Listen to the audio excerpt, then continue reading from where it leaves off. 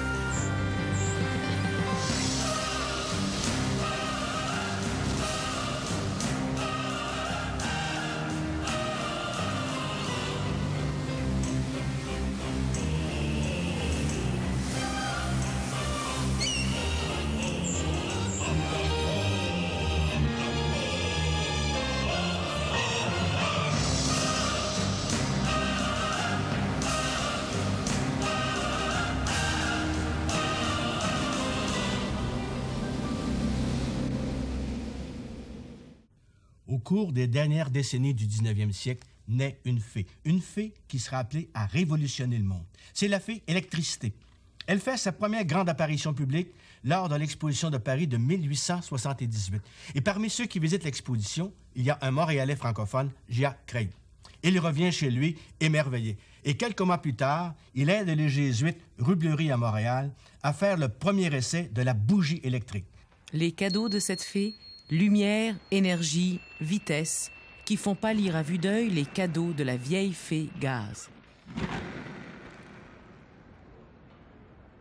20 ans après l'essai de Craig, l'électricité a conquis le cœur des Québécois et les grandes rues du Québec.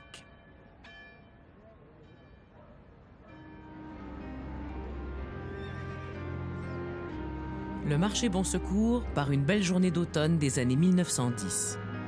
Les fermiers offrent aux gens de la ville les produits de leur récolte. Ils viennent de la campagne environnante, aujourd'hui appelée Boulevard métropolitain, métro Saint-Michel. Y a-t-il parmi eux des fermiers de l'île Jésus? C'est peu probable.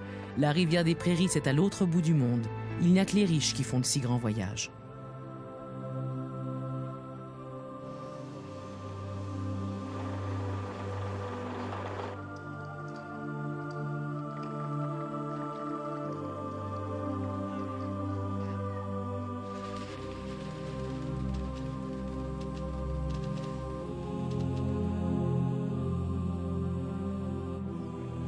Depuis 20 ans, toutes sortes de nouvelles inventions bouleversent la vie quotidienne, mais elles demeurent encore inaccessibles. L'énergie électrique, le téléphone, les autos, c'est pour les industries et peut-être les riches.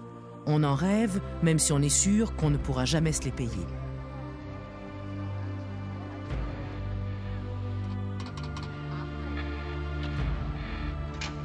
Certains disent que l'âge de la machine est arrivé, que l'on vit des moments historiques.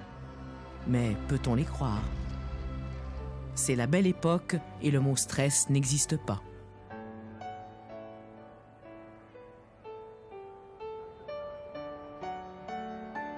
L'arrivée de l'électricité ne fait pas le bonheur des compagnies qui vendent le gaz servant à éclairer les rues. Elles vont insinuer que l'éclairage électrique peut rendre aveugle. La guerre commerciale féroce prend fin quand l'électricité remporte sa première grande victoire, le tramway électrique. En 1892, apparaît à Montréal le premier tramway utilisant l'électricité comme force de locomotion. Mais il y a un problème. Plusieurs croient que s'il y a un orage électrique, on risque fort d'être électrocuté, ce qui fait que les jours d'orage, la fréquentation diminue beaucoup. En 1895, la compagnie qui possède les tramways décide de publier des annonces dans les journaux pour rassurer la population. Dans le cas où un trolley se chargerait d'électricité, chaque char est pourvu d'un appareil où le fluide est reçu et d'où il s'écoule ensuite dans le sol. Les tramways sont dès lors rapidement adoptés. Leurs rails, leurs fils et étincelles électriques feront partie de notre décor urbain jusqu'aux années 1960. Il y a une autre invention qui va venir modifier profondément la vie des Québécois, c'est l'automobile. Le premier à se balader avec une auto, c'est probablement un Sherbrookeois, un nommé Foots, qui, en 1886, a un véhicule, et là, il se promène, il va semer la panique chez les chevaux. Il y a même des policiers qui menacent de lui donner une contravention.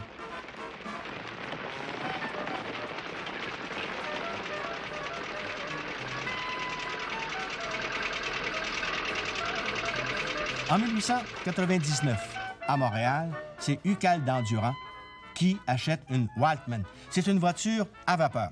Comme on ne connaît pas encore ce genre de nouveau véhicule, pour le laisser circuler dans les rues de Montréal, on va lui accorder un permis de cycliste. La même année, à Montréal, Henri-Émile Bourassa commence à construire les premières automobiles québécoises. Il avait profité des conseils d'un pilote d'origine suisse qu'il avait hébergé pendant 8 mois, un nommé Louis Chevrolet.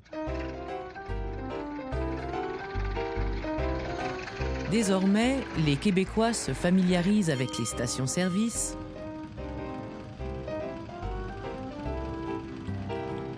les joies et petites misères de l'automobiliste, les remorqueuses et les factures de garagistes, les plaques d'immatriculation qu'il ne faut pas oublier de payer non plus, les visites chez le concessionnaire, l'équipe de vendeurs d'auto, la tentation du modèle le plus coûteux et, bien sûr, la cérémonie de bénédiction des véhicules. La popularité de l'automobile est telle que Montréal connaît son premier salon de l'automobile au mois d'avril 1906. 4 mois plus tard, l'automobile, toujours à Montréal, fait sa première victime, Antoine Toutant. En 1915, on dénombre au Québec environ 9 000 automobiles de promenade. 10 ans plus tard, 75 000. L'accroissement rapide du nombre d'automobiles et d'autres véhicules, des camions, des autobus, oblige le gouvernement du Québec à améliorer les routes et à en construire de nouvelles. Ce n'est qu'à la toute fin des années 1920 qu'on va commencer sur certaines routes à être capable de circuler l'hiver.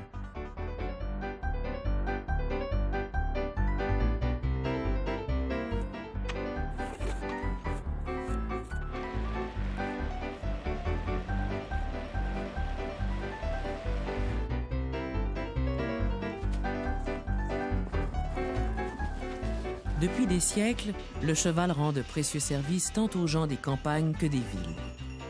Pendant quelques années, il y aura entre le cheval et l'auto une coexistence plus ou moins pacifique. Mais au Québec, comme ailleurs dans le monde occidental, le cheval vapeur finira par supplanter le cheval vivant.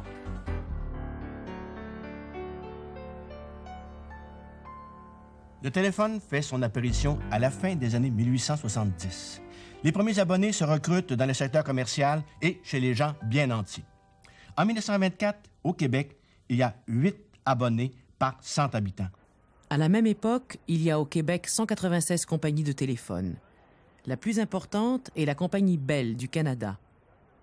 Les premiers téléphonistes sont des hommes, mais assez rapidement, les femmes monopolisent ce secteur. On est convaincu à l'époque que la voix féminine sert mieux la téléphonie que la voix masculine.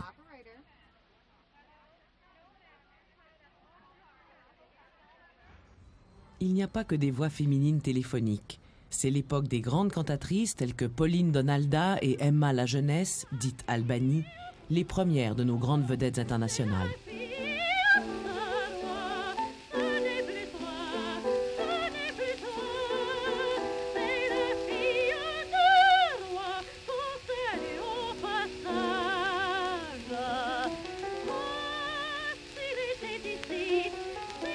autre invention merveilleuse, le gramophone entre dans la vie des Québécois et enthousiasme la jeunesse.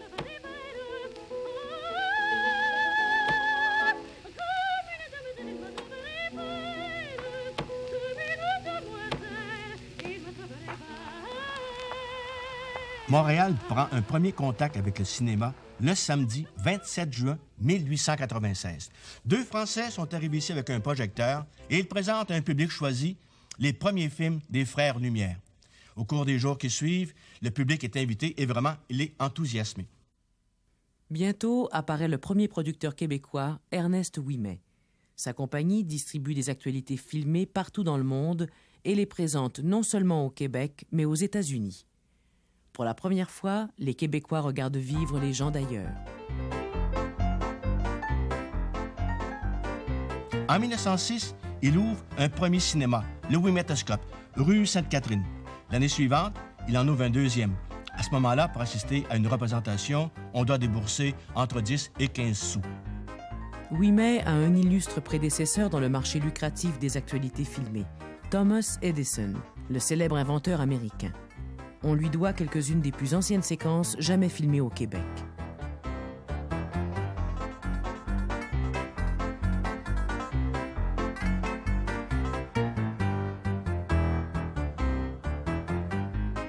Ceux qui n'ont pas les moyens de se payer une pièce de théâtre ou d'aller au cinéma peuvent quand même assister à un autre spectacle extrêmement intéressant. Les assemblées contradictoires qui ont lieu à l'occasion des élections. À ce moment-là, sur une scène, divers orateurs vont s'affronter, vont multiplier les explosions verbales et faire en sorte que la population est invitée à participer, non seulement en applaudissant, mais parfois même en se battant. On se bat peut-être encore un peu, mais grâce au scrutin secret, le temps où élection voulait dire mort d'homme n'est plus qu'un mauvais souvenir. Or, en 1899, la guerre éclate en Afrique du Sud, plus précisément au Transvaal, où on vient de trouver des mines d'or. Cette région de l'Afrique est habitée par de rudes colons d'origine hollandaise qui pratiquent l'agriculture et l'élevage. L'Angleterre convoite ces mines d'or-là. On va donc essayer de s'emparer du territoire et d'écraser les Boers. C'est la fameuse guerre des Boers. On envoie des contingents, mais rapidement on se rend compte qu'on a besoin de renforts. On va demander au gouvernement canadien d'envoyer quelques régiments là-bas. Le problème se pose donc à ce moment-là, à savoir, est-ce que le Canada doit participer à toutes les guerres de l'Empire? Laurier répond que le Canada est prêt à envoyer des soldats partout où la sécurité du Canada est en jeu. Or, dans le cas de l'Afrique du Sud, le Canada n'est pas menacé en aucune façon. Aux yeux de Laurier, le destin du Canada est de devenir un pays indépendant, lié à l'Angleterre, mais indépendant quand même. Mais il y a les anglophones du Canada qui, eux, demandent que le Canada fasse son effort de guerre. D'autre part, au Québec, les francophones s'opposent à cette guerre-là qu'on considère uniquement comme une guerre entre l'Angleterre et des gens, les Boers. D'énormes pressions politiques obligent Laurier à céder partiellement. Wilfrid Laurier était le bon Canadien français parce qu'il était toujours pour le fédéral, pour le compromis, pour un Canada coast to coast. Il était un optimiste. Il avait une vision du Canada dans ce siècle, c'est-à-dire ça correspondait beaucoup. En plus, il était un gradué de l'Université McGill comme avocat. Il avait une vision du Canada qui correspondait beaucoup à la vision des anglophones. Le Canada va envoyer en Afrique du Sud des troupes, mais des volontaires seulement. Et le fédéral va défrayer les coûts de transport et le coût de l'armement. 8000 volontaires s'embarquent pour l'Afrique du Sud. Moins de 8% d'entre eux sont du Québec. La guerre impériale coûtera au Canada 224 vies et 3 millions de dollars.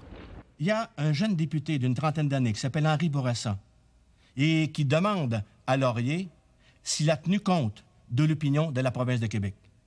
Et Laurier répond: Mon cher Henri, la province de Québec n'a pas d'opinion. Elle n'a que des sentiments.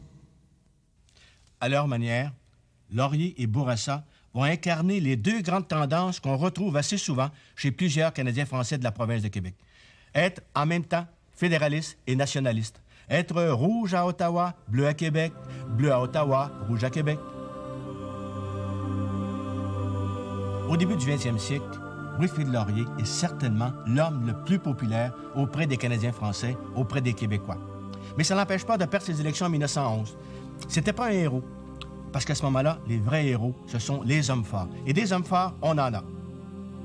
Le plus célèbre d'entre eux, Louis Cyr, qui soulève plus de 200 livres avec son petit doigt.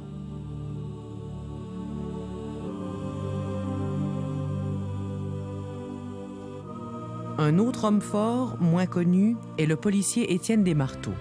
Il remporte la première médaille d'or canadienne de l'histoire aux Olympiques de 1904 au lancer du poids. Ce qu'on aime, c'est la force. Mais la force au service de la justice, au service du faible, au service de l'opprimé, au service du Canadien français. Au début du 20e siècle, le nationalisme canadien-français connaît un nouveau souffle. En 1903, on assiste à la fondation de la Ligue nationaliste canadienne. Celle-ci va réclamer pour le Canada plus d'indépendance vis-à-vis d'Angleterre.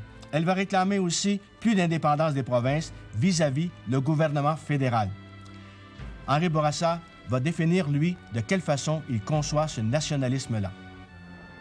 Notre nationalisme à nous est le nationalisme canadien, fondé sur la dualité des races et sur les traditions particulières que cette dualité comporte.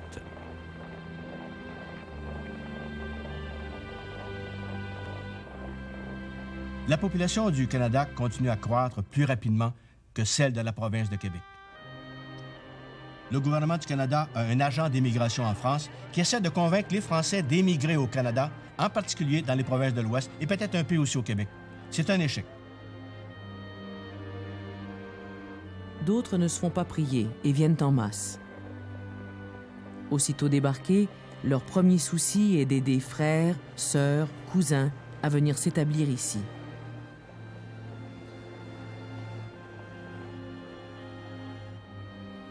Ils viennent surtout de l'Europe du Sud et de l'Europe de l'Est. Ils fuient la famine, la misère, les persécutions.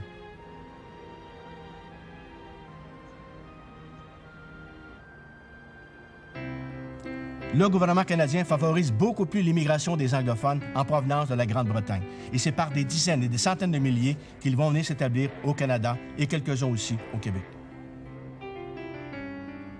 Comme tout le reste du monde occidental, le Canada connaît une croissance économique impressionnante au début du 20e siècle. Pour qui a de l'instruction ou quelques capitaux à investir, les possibilités paraissent infinies. Le naufrage du Titanic au large de Terre-Neuve, on préfère ne pas y penser. On s'embarque avec sérénité sur de grands paquebots transatlantiques pour une traversée qui, on l'espère, sera agréable.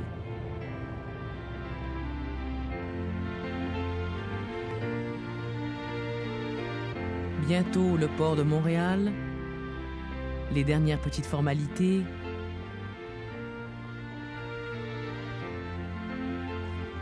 et à nous deux l'avenir.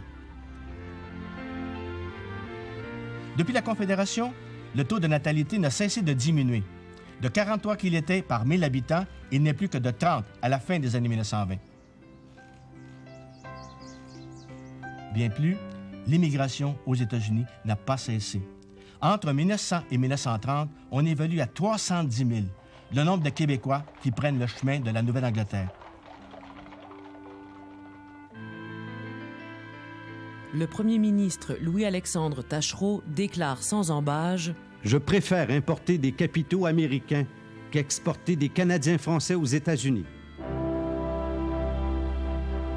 Richesse naturelle, mais manque de capitaux québécois pour les mettre en valeur, voilà le grand obstacle qui freine l'économie du Québec.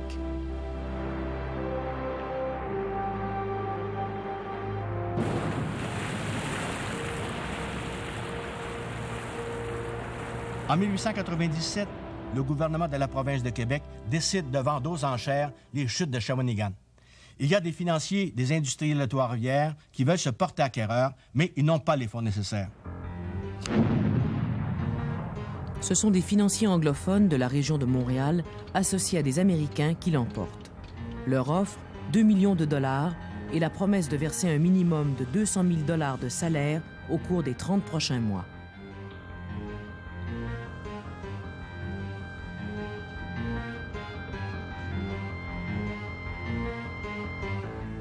Avec la construction du barrage, une ville moderne apparaît comme par enchantement, Shawinigan.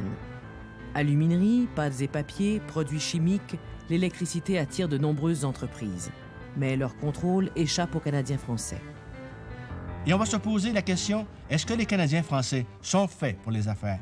Au tout début du siècle, en 1904, il y a Harold Bouchette qui, lui, affirme que les Canadiens français sont faits pour les affaires. Nos compatriotes de la province de Québec ne sont pas moins aptes à l'industrie que les autres races du continent. Et bien instruits et bien dirigés, ils obtiendront des résultats qui étonneront tout le monde, et eux-mêmes les premiers. Nous devrons prendre une part active et énergique dans la grande lutte industrielle que les hommes d'expérience nous prédisent à brève échéance et qui viendra, certainement. Évidemment, les francophones n'étaient pas absents de l'économie. On peut trouver un rôle assez important dans le secteur industriel ou dans la finance, où il y avait beaucoup de banques à Chartres contrôlées par les francophones. On peut trouver la création des caisses populaires au tournant du siècle. C'est dans les petites fermes qu'on peut trouver le rôle le plus important des francophones. Ces fermes ont été éliminées par un processus de concentration. Et comme conséquence, pendant la plupart du XXe siècle, on peut trouver une situation où les postes les plus importants ont été monopolisés par les anglophones. Ce processus de concentration des firmes a lieu dans tous les pays. Les grandes compagnies achètent les plus petites dans l'espoir d'avoir le monopole pour leurs produits. C'est la grande ère du capitalisme, sans pitié pour les perdants.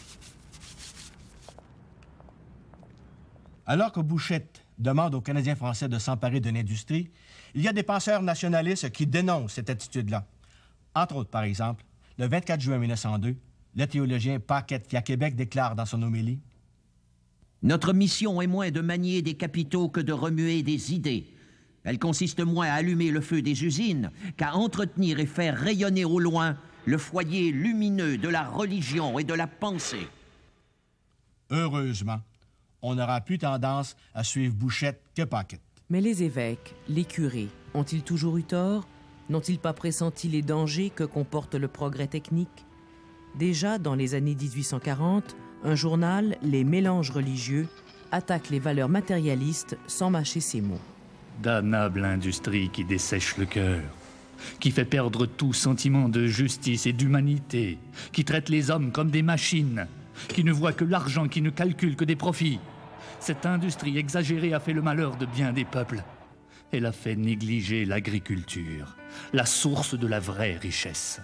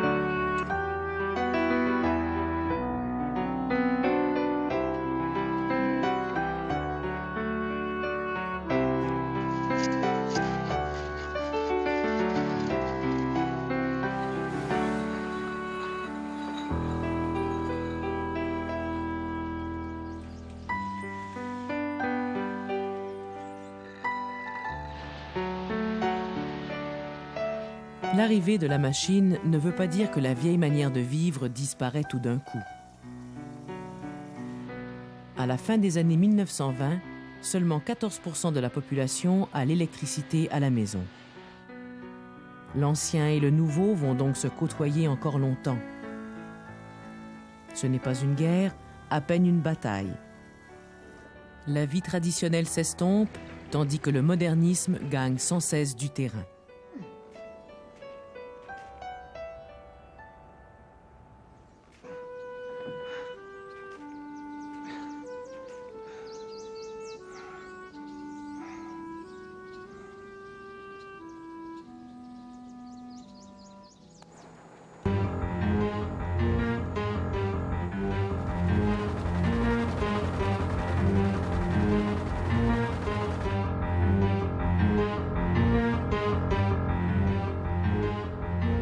des premières décennies du 20e siècle, les journaux sont beaucoup plus nombreux qu'aujourd'hui. À Montréal, par exemple, il y a The Montreal Gazette, le Herald, le Daily Witness, il y a La Presse, il y a Le Devoir, il y a Le Canadien, il y a La Patrie. À Québec, il y a Le Soleil, l'Action catholique, L'Événement, le Chronicle Télégraphe et le Chronicle Daily Télégraphe. Dans les villes, les journaux sont distribués surtout par des camelots. À la campagne, c'est le service postal qui se charge de la distribution. La poste va devenir un moyen de communication et de vente de plus en plus important, car en plus des journaux et des revues, elle apporte les catalogues des grands magasins. Au début du 20e siècle, c'est, pour bon nombre de gens de la campagne, le moyen qu'on a de prendre contact avec les nouveautés de la ville.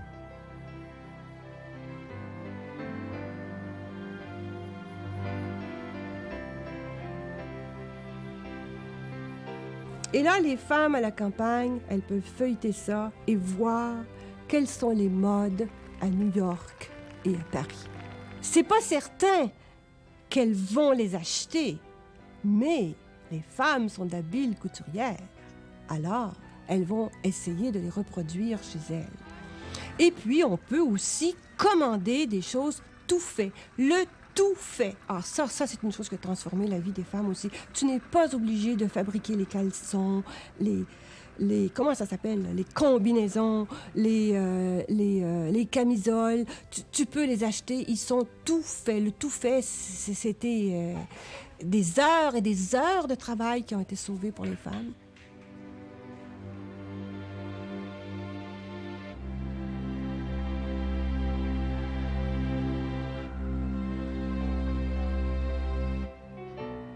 Au village, donc, dans bon nombre de villages, après le curé, un personnage important, c'est le maître de poste.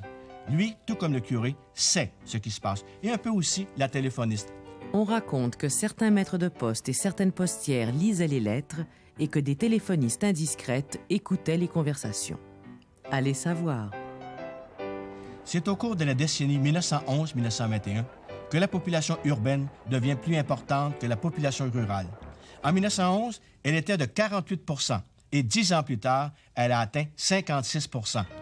En 1931, l'île de Montréal comprend à elle seule 35 % de la population totale de la province de Québec.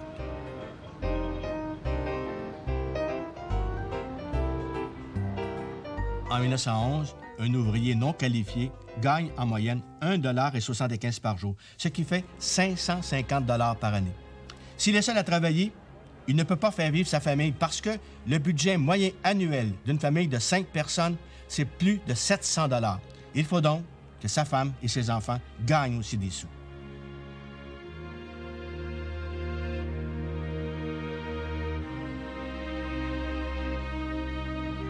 Les enfants qui travaillent n'ont donc pas la possibilité d'aller à l'école, d'autant plus qu'à cette époque-là, l'instruction n'est pas encore obligatoire. L'Église catholique s'y oppose toujours. Elle affirme que l'éducation appartient aux parents et que les parents ont confié cette tâche à l'Église catholique.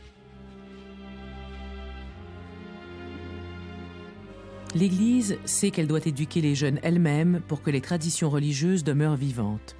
Pas seulement les traditions religieuses d'ailleurs, mais la langue française aussi, contre laquelle les menaces s'accumulent.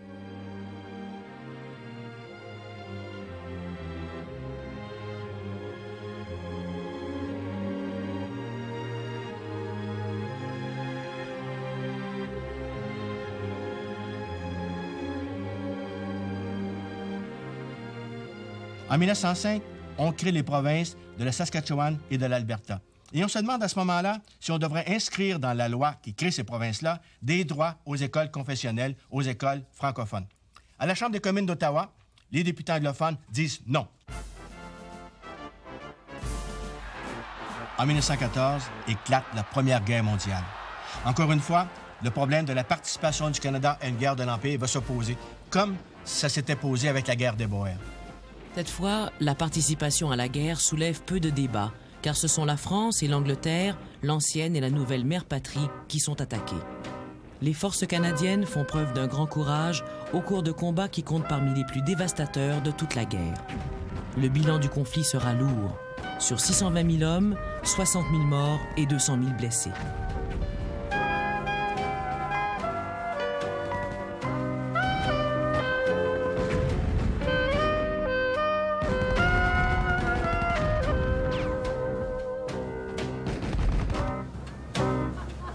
Nombreux sont ceux qui croyaient revenir et qui ne reviendront jamais.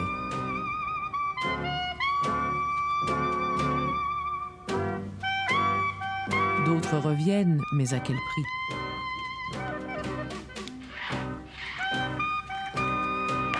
Ces troupes décimées, il faut les remplacer. Le gouvernement intensifie le recrutement des volontaires. Toutefois, la propagande patriotique impressionne de moins en moins. Les volontaires ne seront pas assez nombreux et en 1917, le gouvernement fédéral impose la conscription. Ça ne plaira pas à beaucoup de Québécois francophones. Au printemps de 1918, à Québec, la protestation tourne au tragique entre l'armée et les manifestants. Les militaires font feu, il y a des blessés, il y a des morts. L'indignation du Québec est profonde. Il y a aussi un autre champ de bataille qui s'est développé. C'est celui des écoles de l'Ontario où on a presque voulu faire disparaître l'enseignement français. Plusieurs Québécois vont dire que le vrai champ de bataille pour l'avenir des Canadiens français, c'est en Ontario et non pas en Europe. Il va y avoir à ce moment-là une opposition très forte entre les francophones et les anglophones du Canada. Joseph-Napoléon Franqueur, député de l'Assemblée législative du Québec, présente la résolution suivante. Que cette Chambre ait d'avis que la province de Québec serait disposée à accepter la rupture du pacte fédératif de 1867 si, dans les autres provinces, on croit qu'elle est un obstacle à l'union, au progrès et au développement du Canada. Pendant la Première Guerre mondiale, on veut galvaniser les foules, on veut les inciter à prendre part au conflit. Et pour y arriver, on mise à fond sur la fidélité envers la France et la fierté du peuple canadien.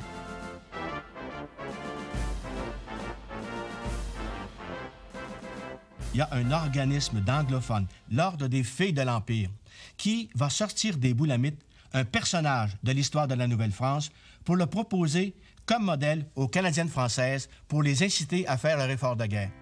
Ce personnage, Madeleine de Verchères, s'est illustré à la fin du 17e siècle en défendant le fort de Verchères contre une attaque iroquoise.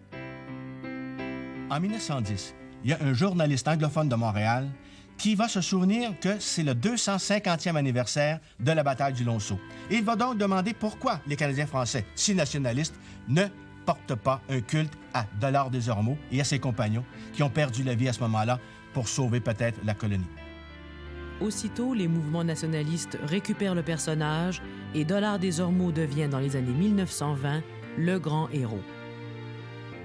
Une autre conséquence de la Première Guerre mondiale, c'est l'augmentation sensible du nombre de femmes qui travaillent à l'extérieur de chez elles. Dans les usines, on va leur confier des tâches qui, jusque-là, étaient occupées par des hommes. Une étude montre qu'à Montréal, en 1918, 2300 femmes travaillent dans les chemins de fer, le ciment, l'acier et même dans les usines d'armement. Dans ce dernier secteur, elles reçoivent entre 50 et 80% du salaire versé aux hommes pour les mêmes tâches. Il apparaît de plus en plus normal qu'une femme puisse gagner un salaire en dehors de chez elle si elle est célibataire. Mais les discriminations vont quand même se multiplier. Quand l'imbécilité des démocrates éclate dans le monde entier, ce n'est pas le temps d'ajouter au corps électoral 600 000 grands enfants de sexe féminin, très charmants sans doute, mais dont 599 500 sont en politique encore plus ignorants que nous. La guerre de 14-18 a obligé la société à changer ses idées sur les femmes. Parce qu'il s'est produit des choses. On oublie à quel point ces choses-là ont eu une importance. Les femmes ont coupé leurs cheveux. Les cheveux courts. Ça, c'est une transgression absolument extraordinaire. Les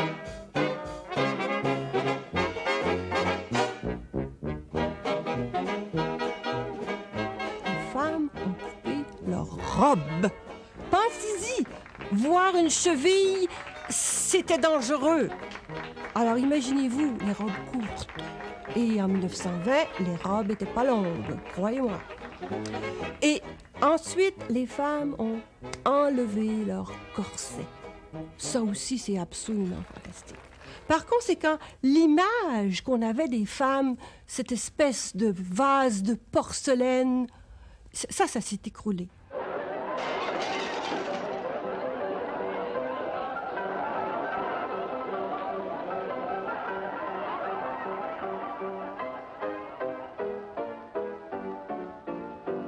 À la même époque, il y a des troupes aussi bien françaises que québécoises qui font le tour des villes pour présenter des spectacles. Les pièces qu'on joue, la plupart sont tirées du répertoire français. Il y a bien quelques créations québécoises, quelques créations canadiennes, mais elles remportent peu de succès, sauf peut-être après les années 1920, avec une pièce qui met en scène une petite fille qui est martyrisée par sa belle-mère, par une marâtre. C'est Aurore, l'enfant martyr. Cette pièce-là va être jouée des milliers de fois et attirer des milliers et des milliers de spectateurs. On en fera même un film. L'Église combat le cinéma dès son apparition, car à ses yeux, il détruit les valeurs morales et conduit au péché. Elle veut censurer les films et empêcher les projections du dimanche, surtout pour les enfants, ces âmes fragiles. Le gouvernement, lui, ouvre un bureau de censure dès 1912 qui contrôle les écrans et impose des restrictions d'âge. Malheureusement, en janvier 1927, une tragédie montre que le cinéma ne tue pas seulement les âmes. Au Laurier Palace, il y a un film très intéressant. Un incendie se déclare et 78 enfants vont trouver la mort. Certains d'entre eux n'ont même pas 5 ans.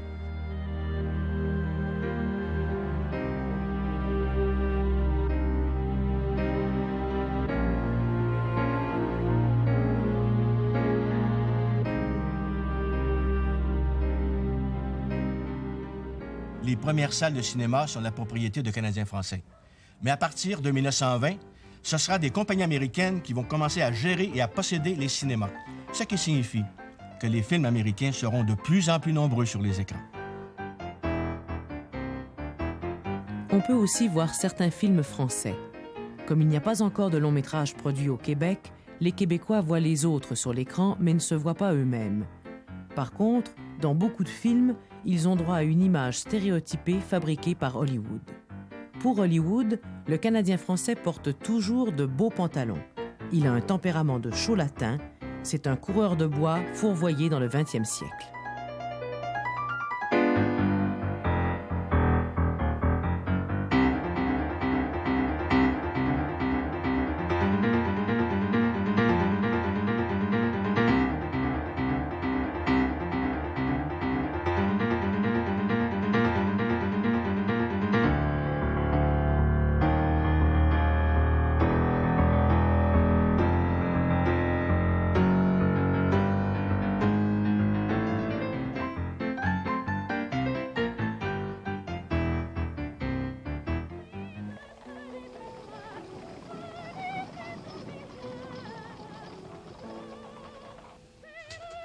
C'est au Québec qu'est apparue la première station radiophonique au monde, XMA, qui va devenir CFCF. C'était en 1918. 4 ans plus tard, le quotidien La Presse ouvre sa propre station radiophonique, CKAC. En 1923, il y avait au Québec entre 2000 et 3000 appareils radio. Mais il y en avait probablement beaucoup plus que ça, mais c'était des appareils clandestins. Car à cette époque-là, il fallait payer au gouvernement fédéral une taxe de 2 $ par année pour avoir le droit d'avoir un appareil radio. Chose intéressante à noter, on fera appel à des voix d'hommes parce qu'on était convaincu que ces voix-là servaient mieux la radiophonie que des voix féminines. C'est vrai que les emplois étaient beaucoup mieux payés. Au programme, des nouvelles, des sketchs, du théâtre, de la musique. Il y a donc eu une grande culture de la musique par les femmes ici dans la province de Québec. Et je pense que c'est dû aux religieuses. Ce sont elles qui sont les premières professeurs de piano.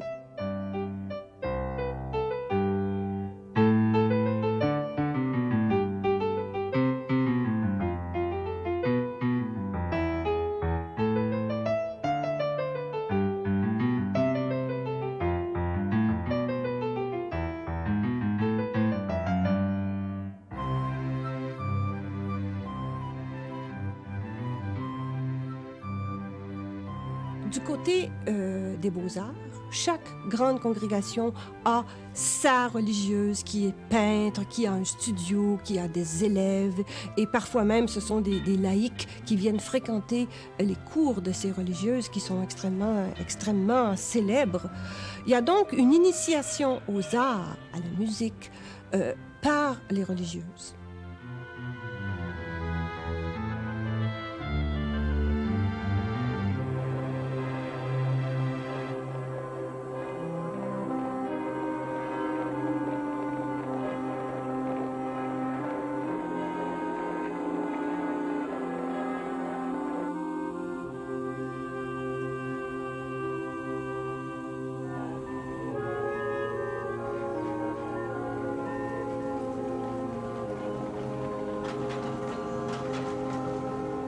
Malgré une certaine prospérité engendrée par la Première Guerre mondiale, la misère existe quand même dans beaucoup de milieux.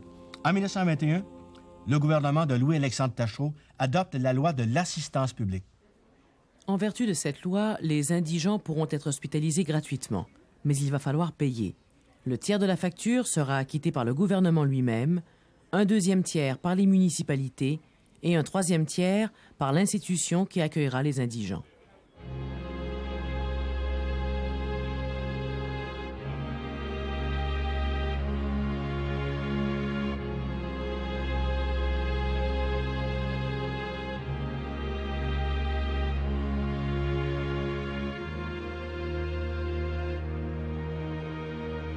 L'adoption de la loi sur l'assistance publique montre qu'au Québec, le nombre d'indigents était quand même assez élevé.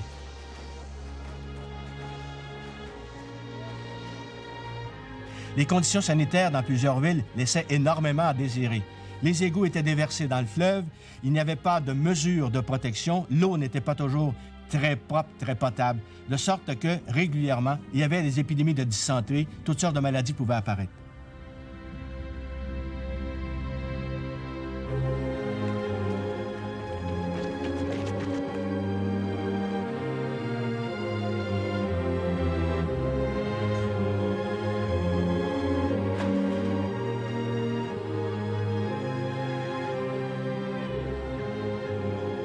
La mortalité infantile était très élevée. Un enfant sur 4 ne dépassait pas l'enfance dans certains quartiers de l'Est de Montréal. Des médecins expliquaient ce taux très élevé de mortalité infantile par le fait que des femmes qui accouchaient sevraient leurs enfants beaucoup trop rapidement et qu'elles les nourrissaient par après avec de la bouillie, c'est-à-dire un mélange de concentré de bœuf, d'eau et de lait pas toujours de bonne qualité. Parce qu'à ce moment-là, le lait, dans la plupart des cas, n'était pas pasteurisé. Pour lutter contre cette situation, on va mettre sur pied l'œuvre de la goutte de lait pour venir en aide aux familles indigentes.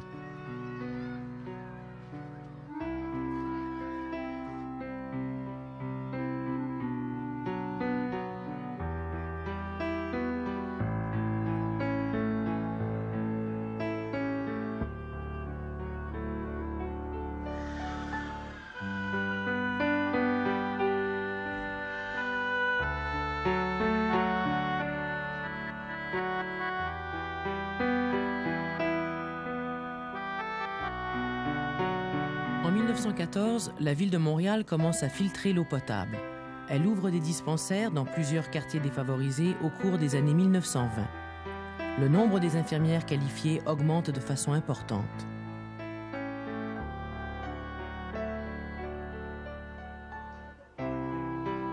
L'hôpital Sainte-Justine, destiné uniquement aux enfants, rend d'immenses services. Fondé en 1907 sur la rue Saint-Denis par de riches Canadiennes françaises, il déménagera plus tard sur la côte Sainte-Catherine pour répondre aux besoins toujours grandissants. Malgré tous ces efforts, l'état de santé des Montréalais est inférieur à celui des habitants de la plupart des grandes villes en Amérique du Nord.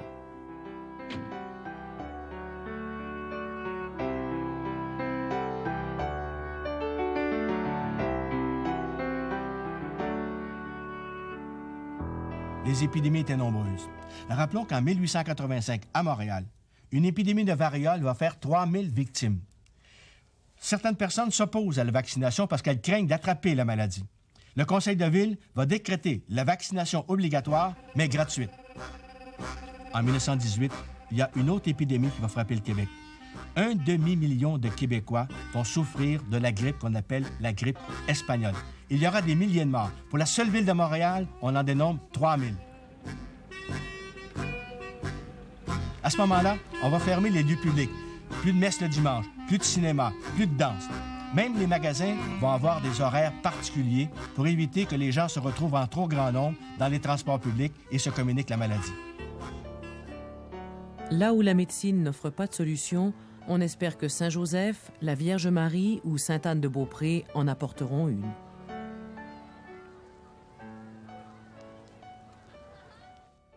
On retrouve à Montréal une grande concentration d'ouvriers dans la partie est de la ville. En 1913, le loyer mensuel est d'environ 19 $. Et en 1928, il a presque doublé. Dans beaucoup de quartiers, les logements où s'entassent parfois 2 ou 3 familles sont en bois. L'incendie demeure une catastrophe, hélas, trop familière.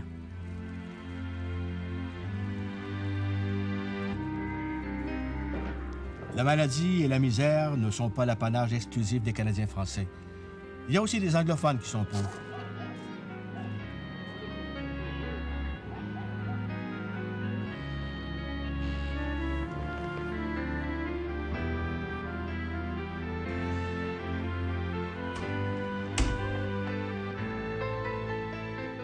Pour financer le coût de l'assistance publique, le gouvernement va imposer une taxe d'amusement. Il va aussi pouvoir disposer d'un peu d'argent avec les revenus suscités par la création de la Commission des liqueurs de la province de Québec.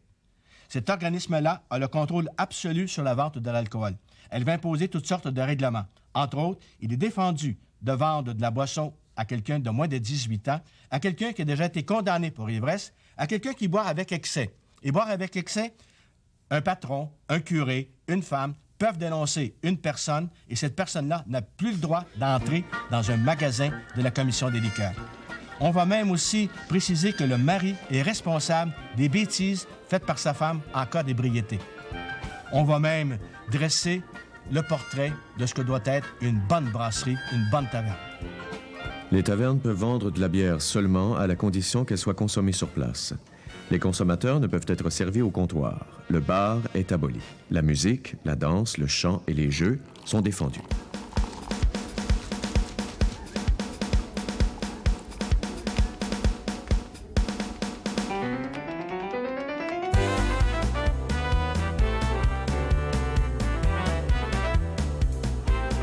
Les années 20 sont les années folles.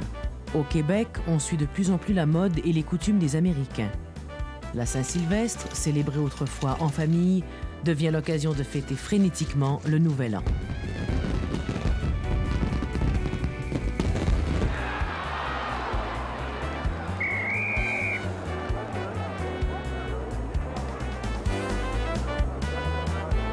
Il n'y a pas que la fête, le sport aussi est devenu une passion.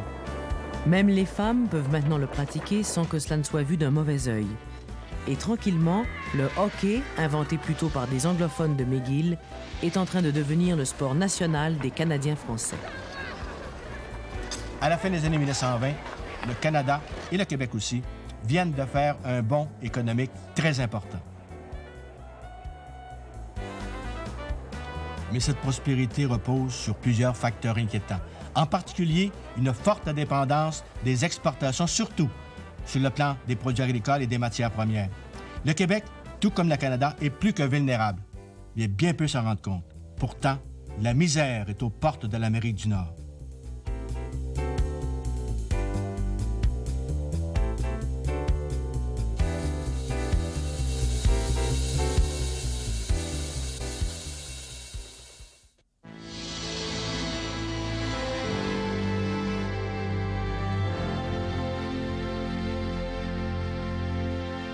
Ces commanditaires sont heureux de contribuer à la diffusion des grands moments de notre épopée.